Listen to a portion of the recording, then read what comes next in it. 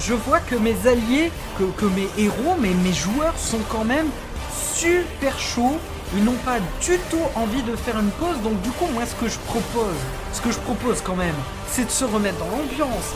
C'est de se dire que c'est loin d'être terminé, hein. On est d'accord. Ils n'ont pas du tout envie de... Donc on y retourne. Hein? On y va. C'est parti, on est d'accord. On est d'accord? Allez, on est d'accord. On est d'accord parce que là, on est chaud. On est chaud quand même. On est chaud. Lucius, remets ton casque tout de suite. Naturellement, hein, pour vous remettre un petit peu dans l'ambiance correctement, pour pas trop vous faire flipper. Mais bon, ça flippe quand même. C'est un peu stressant cette histoire, non? Il y a quand même Tina qui vient de crier derrière vous. Dès qu'elle a crié, je me suis retourné dans ma main, mon bocal, et je regarde vers elle, je cherche. Tout ce que tu vois, c'est un drap noir devant toi. Un drap noir. Il est devant Tina. Toi, tu vois pas Tina. Puis tu vois Nicolas qui passe et qui fait... Et qui fonce à une vitesse qui accroche le mec et qui s'envoie voldinguer à l'autre bout de la pièce et qui s'écrase dans un nuage de fumée contre le mur. Quoi? Tu as changé de scène. Ah merde, pardon, excusez-moi. C'est pas grave, c'est comme si vous aviez rien vu. Il s'est rien passé. Vous êtes toujours au même endroit. Ça fait... En marchant à reculons, est-ce que tout est mêlé? Alors toi t'as vu toute la scène, c'est spectaculaire, hein. C'est spectaculaire. Du coup, moi, je m'approche quand même de Nicolas pour l'aider éventuellement. Je sais pas, voir s'il va bien. Alors Faut lui demander ce que c'était que ça. c'est un nuage de poussière énorme. Tu comprends pas trop ce qui se passe. T'arrives à rien voir du tout. Y a son père qui t'agrippe l'épaule, qui te fait un grand sourire, qui te dit ça va bien se passer. Et tu vois Nicolas qui ressort en sautant de... C'est incompréhensible, ça n'a pas de putain de sens. Ce mec fait certainement ton poids, Akio. Il fait certainement ton poids et ce gamin est en train de voler littéralement dans la pièce comme un ninja. Et il se pose à côté de vous. Et tout va bien, il s'époussière. Comme ça. Avec un grand sourire. Bon, Ok, j'ai merdé. attends. Donc je te demandais, et là je me retourne, il y avait des ombres dans ton bouquin? Non mais ça c'est pas pareil. Ça c'est Pierrot. Yeah. C'est qui, Pierrot? Pierrot, gardien de la porte au roi. Ah, c'est compliqué, il va arriver, il faut qu'on se dépêche. On te suit. Akio, Tina, vous faites quoi? Moi, du coup, je me rapproche de lui et je dis est-ce qu'il y a d'autres gardiens de ce genre? Enfin, est-ce qu'il est hostile? Non mais lui c'est vraiment le pire. Est-ce qu'on peut les frapper? Et d'un seul coup, une ombre qui arrive sur toi, qui accroche Nicolas et qui repart à l'autre bout de la salle en explosant contre un mur. C'est quoi ce délire? C'est quoi ce délire exactement, Tina? Non, parce que si tu fais rien, moi je te fais tomber. Tu trembles des pieds à la tête. Ouais. Tout est chamboulé dans ton esprit.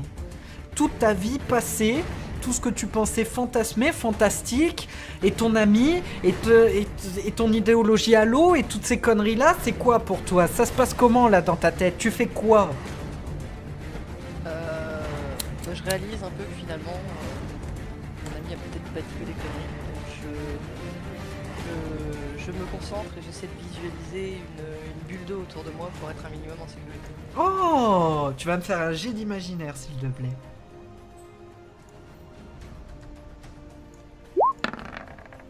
7. Ça passe large. Ça passe large et d'un seul coup, devant vos yeux, alors éberlués, le truc de fou, c'est... Là, Lucius, on a l'impression que ses yeux vont sortir de ses orbites. C'est un truc de fou. Le mec, il a l'impression de se croire dans ses mangas de Naruto, parce que là, il y a un truc qui a vraiment pas de sens, mais alors pas... Déconne pas, je crois que je commence à y croire, là, c'est pas possible. Du tout.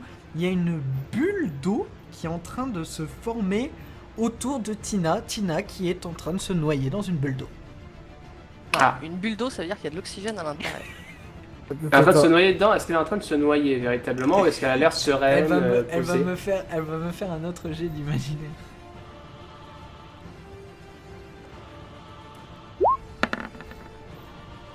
Donc 72. elle est littéralement en train de se noyer dans sa bulle d'eau.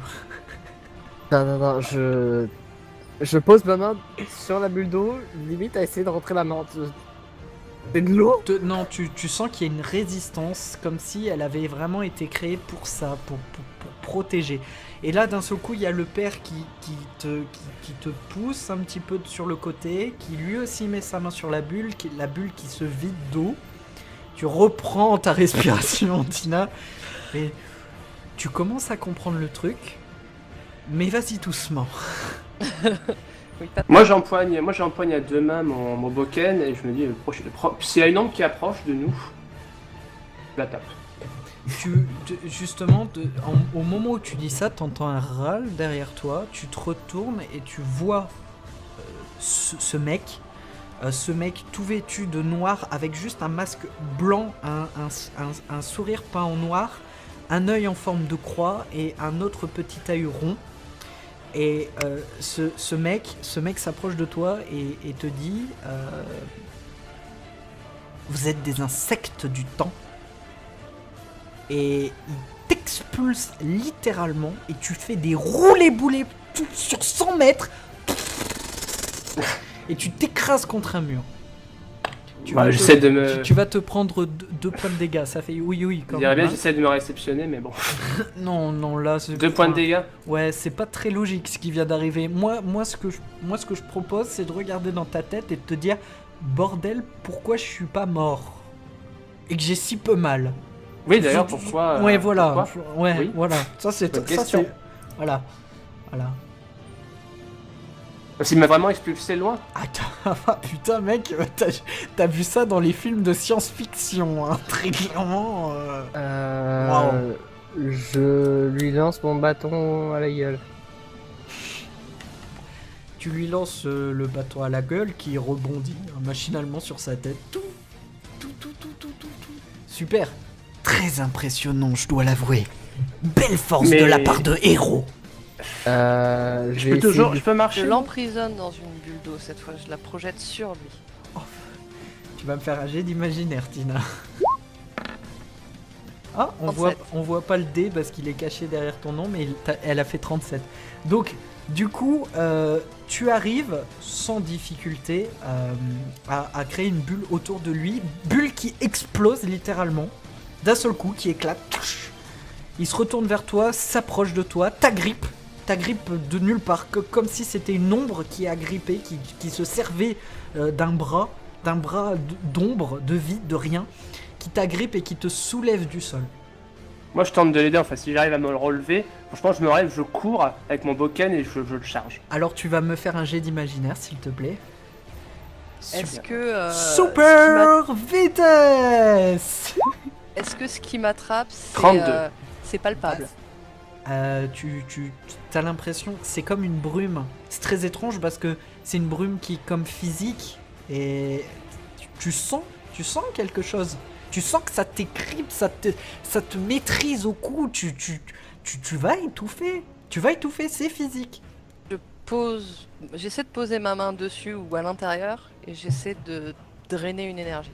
Alors au moment où tu poses ta main, le gars est littéralement balayé parce qu'il y a Akio qui arrive mais d'une vitesse. T'as Lucius, il a perdu ses yeux sont sortis de ses orbites. Un pouf littéralement parce que clairement il vient de voir un mec qui connaissait ni Dadan ni Dev, qui était persuadé que c'était un mec lambda dans un monde lambda, dans un univers lambda, dans sa petite vie de merde, qui vient de speeder à la vitesse du son, qui vient d'embrocher un mec avec son bâton de bois, et ce mec est en train de voler dans les airs et de s'écraser contre un pan de mur. Celui que j'ai chargé? Ouais. D'accord. Ça, moi je dois avouer que c'est quand même vachement impressionnant. D'ailleurs, t'as Nicolas qui arrive, un peu essoufflé. Bon, on peut pas le tuer, donc faudrait mieux se barrer. Bah, allons-y, Euh, qu'est-ce qu'on attend? Par où on s'en va? Alors j'annonce, j'entends même plus ce que vous dites. En fait, là, je me fous en position fétale. Je suis en train de me perdre dans mes pensées. Je, j'entends Il est plus loin de rien. nous. Il- Il est loin de nous. Qui ça? Lucius. Lucius, non, il est pas loin, mais de toute façon, il y a Nicolas qui va vers lui, qui s'abaisse et qui lui faut de bonnes baffes dans sa gueule. Allez, c'est le matin, on se réveille, c'est pas le moment de dormir. Mais tu te fous de moi? Pas du tout, c'est ça qui est marrant. Vous T'es en train de me n'imaginez dire quand que là, même, C'est comme dans un manga. vous n'imaginez quand même pas vous enfuir. Devant vous se dresse Pierrot, qui est Rolla, comme par magie.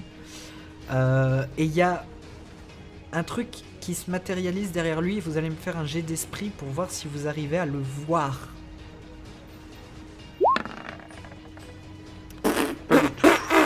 Tu ne vois que dalle. Tu vois que Chi, hein, Akio.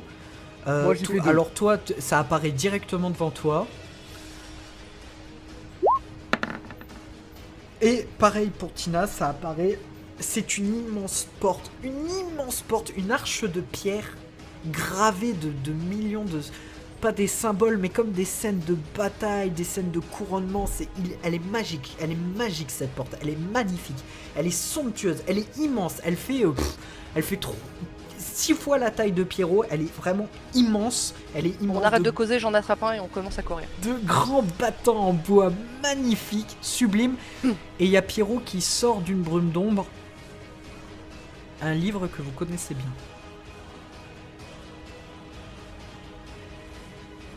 Et il y a Nicolas qui fait comme ça. Qui fait ah. Ok, là c'est la merde. Moi, j'essaie Nico. d'imaginer, vu que visiblement, il est possible de faire des trucs assez badass, hein, vu que bon, j'ai réussi à courir très vite. La bibliothécaire, elle a réussi à faire des bulles d'eau. J'essaie d'imaginer que je peux trancher, mais loin, dans l'air en fait. Bah tu peux toujours essayer. Hein. J'essaie d'imaginer que mon boken peut trancher son bras. Mais- Le bras qui tient le... Mais le livre. au moment où tu fais ça, où tu tentes cette chose-là, il y a le papa qui prend ton bras et qui l'abaisse et qui te fait très bien comprendre que... On voit ton bureau Pardon, dans le live. excusez-moi. C'est marrant, c'est bizarre qu'on voit le bureau, c'est bizarre. C'est parce que t'as mis ton curseur tout en bas, en bas de ta Ah oui, barre de pardon, tâches. oui, c'est parce que j'essaye d'ouvrir les pages pour voir vos capacités. Il te fait très bien comprendre que ce qu'il a entre les mains, c'est pas bon. C'est pas bon et c'est hyper précieux. Et il faut surtout pas l'abîmer. Attends. Nico. Ouais. Si on fait rien, il Quoi va le détruire. de toute façon. Quoi Attends. Si je suis ton raisonnement et tout ce qui se passe, je peux faire comme dans un anime. Oui 2, 1. Et on va voir. Zéro. J'essaie de m'imaginer en fait juste derrière, avec le bouquin entre les mains. Genre en fait, t'as Nico qui est main à côté de lui, mais moi en fait, je suis derrière le mec avec le bouquin entre les mains. Vas-y, fais-moi un jet. Fais-moi un jet d'imaginaire.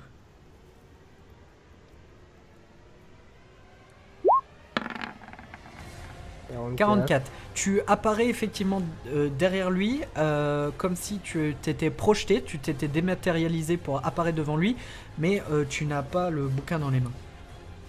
Donc là, je suis devant lui. Salut.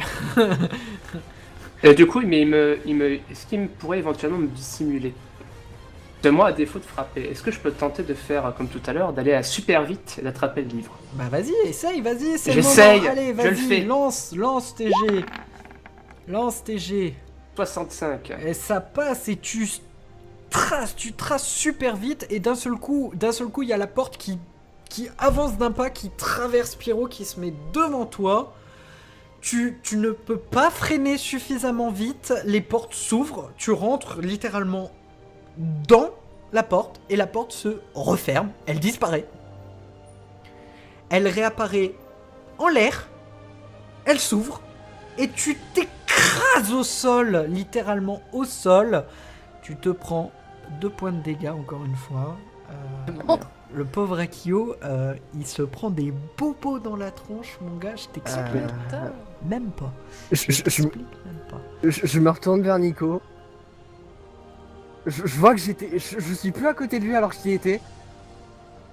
Je me retourne avec un grand sourire bien démoniaque. Et tu te prends un coup de pied des familles qui vient de nulle part et qui t'éjecte à l'autre bout de la pièce. Pierrot qui vient de te mettre une tatane, une branlée de ta vie. T'as rien compris, mais l'extase est telle que tu t'écrases contre un mur, littéralement. Tu te prends 2 points de dégâts, mais tu te sens tellement puissant, tellement bien. T'as la pêche, t'as la banane, c'est un truc de fou. C'est littéralement un truc de fou. Tina, au même moment, pendant qu'il fait ça, tu vois une lame d'ombre apparaître littéralement du côté droit de Pierrot, le bouquin entre les mains, et il va pour embrocher le livre, pour le détruire littéralement. T'as 5 secondes, tu fais quoi? Je fais un bouclier entre le livre, au niveau de la main du mec entre le livre et le... Fais ton jet d'imaginaire.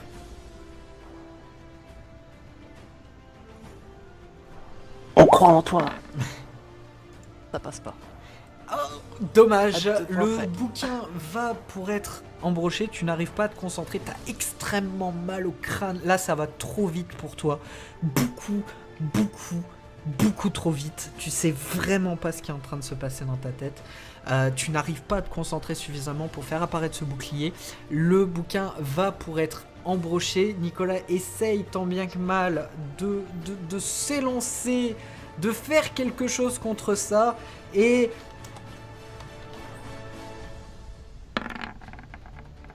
Et il se foire littéralement, il se fait une entorse au pied. Tu vois, il fait il tombe par terre. Triste. Est-ce que j'ai le temps de réagir à essayer de faire quelque chose? Je dis what the fuck. Je saute, une lame à pop dans ma main et je saute sur Pierrot pour essayer de le trancher. Oh, je te fais pas lancer de dés parce que le temps que tu bondisses et que tu sortes ta lame, le livre est embroché par la lame. C'était très étrange parce que l'encre dégouline, comme si elle sortait du papier et qu'elle dégoulinait sur le bouquin.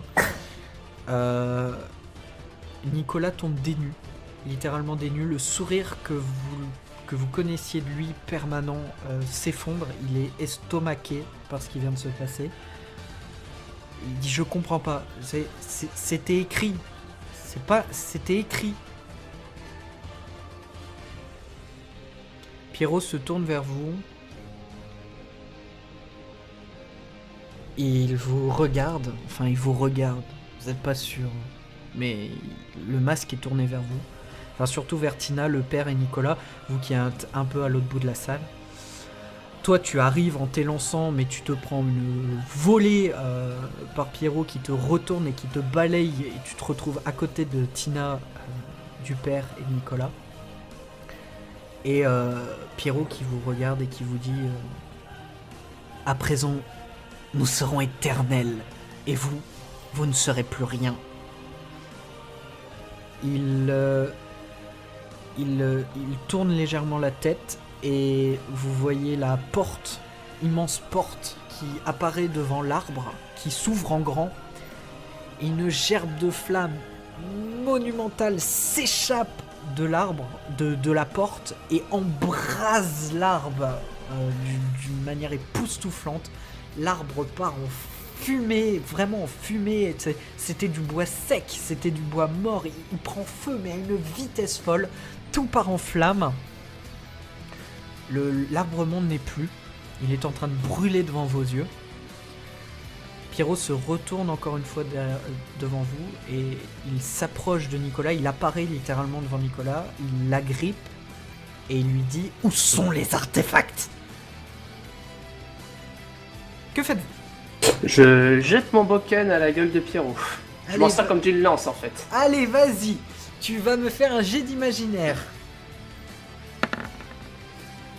3. Oh, c'est marrant parce que ton bokken, c'est plus un bokken, c'est littéralement une lance en fer qui apparaît dans tes mains et tu la balances comme ça, et au moment où tu la balances, elle arrive sur Pierrot, Pierrot qui disparaît, mais il y a un hurlement qui retentit. Il réapparaît dans les airs, auprès de sa porte, qui est derrière lui, et son masque est légèrement fissuré. Ah ah. Je suis Pierrot, gardien de la porte au roi, et j'amène la sentence. Vous qui pensez que cet homme est votre ami, regardez plutôt ce qu'il a fait de votre monde. Gens d'outre-terre, levez-vous, détruisez. Et vous entendez les murs frémir.